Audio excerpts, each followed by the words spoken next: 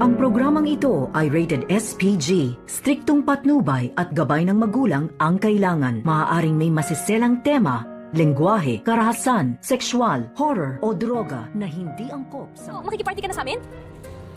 Yes, for Lolo. Talaga?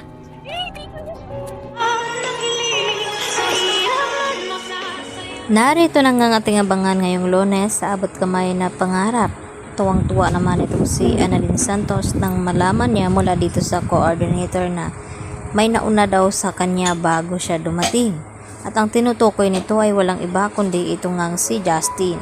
At dito nga nakita ni Annalyn at tinanong itong si Justin na kung ano daw ang ginagawa niya dito sa event. At dito naman na sinabi ni Annalyn na kung makikiparty na ba daw itong si Justin sa kanila. At ang sagot naman dito ni Justin kay Annalyn na oo, para daw kay Lolo Pepe. At dito hindi napigilan ni Annalyn ang kanyang sarili na lapitan itong si Justin at yakapin.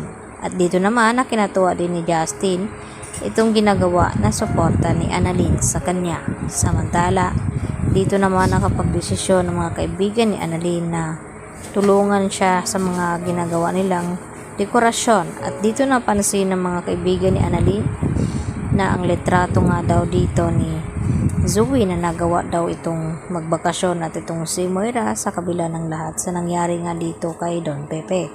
At maya-maya nga ipinakita nila Nurse Karen itong larawan na nakita ng mga kaibigan ni Annalyn. At dito naman na tinanong ni Justin itong si Annalyn na okay lang ba sa kanya ang mga ginagawa ni Zoe na kahit ay tinatrayan niya at maldita ito ay nagawa pa rin tanggapin ni Annalyn. At dito sinagot ni Annalyn itong si Justin na kinakailangan daw niyang gawin iyon dahil sa kapatid niya nga daw ito. At dito hinahangaan ang husto ni Justin itong si Annalyn. At maya-maya ang sumunod na dumating ay walang iba kundi itong ina ni Annalyn na si Lynette. At inggit naman ang naramdaman dito ni Justin habang kayakap ni Annalyn ito ngang si Lynette. At dito niya na naramdaman na sana mayroon din siyang kagaya ng ina ni Annalyn.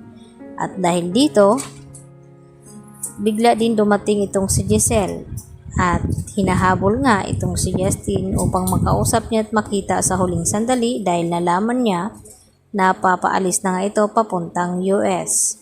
At yun nga ay parang hindi na matuloy ang pag-alis dito ni Justin papuntang US dahil nung nagpaalam itong si Giselle dito kay Justin na aalis na lamang siya ay dito naman pinigilan ni Justin at sinasabihan na mag-usap muna sila at pagbigyan ng kahilingan ng kanyang ina.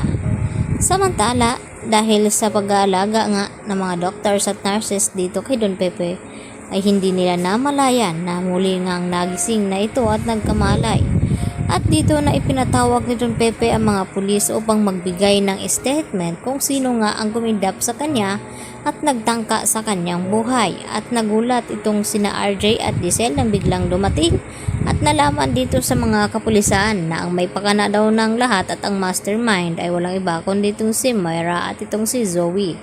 At dahil napag-alaman nila na wala itong si Moira sa dati niyang tirhan at pati itong si Zoe dahil nagbabakasyon nga ang mga ito. At dito naman na sinabi ni RJ na gagawin niya ang lahat at pagbayarin itong si Moira at Zoe upang makulong at pagbayaran ang lahat-lahat ng mga ginawa dito sa kanyang ama. At hanggang ganun din naman ang gagawin dito ni Giselle dahil tama nga ang kanyang hinala at kutob na may kinalaman talaga itong si Zoe at itong si Moira dahil hindi naman sila agad-agad na aalis kung wala silang kinalaman. Nung malaman nga nila sa attorney na hindi na nga pinapamanahan itong si Zoe at tinanggal nga ni Don Pepe bago nga nangyari itong aksidente na nakidnap itong si Don Pepe. At dahil dito mas tumitindi naman ang pagdududa ni Giselle dito kay Zoe at ganoon din kay Moira. At dito naman sinabi ni Giselle na humanda ang mga ito at huwag magpakasaya dahil kapag nagising na muli ang kanyang ama ay malalaman nila kung ano ang dahilan. Kaya yan ang ating pagkatutukan mamaya mga ludi, dito lamang yan sa abot kamay na pangarap.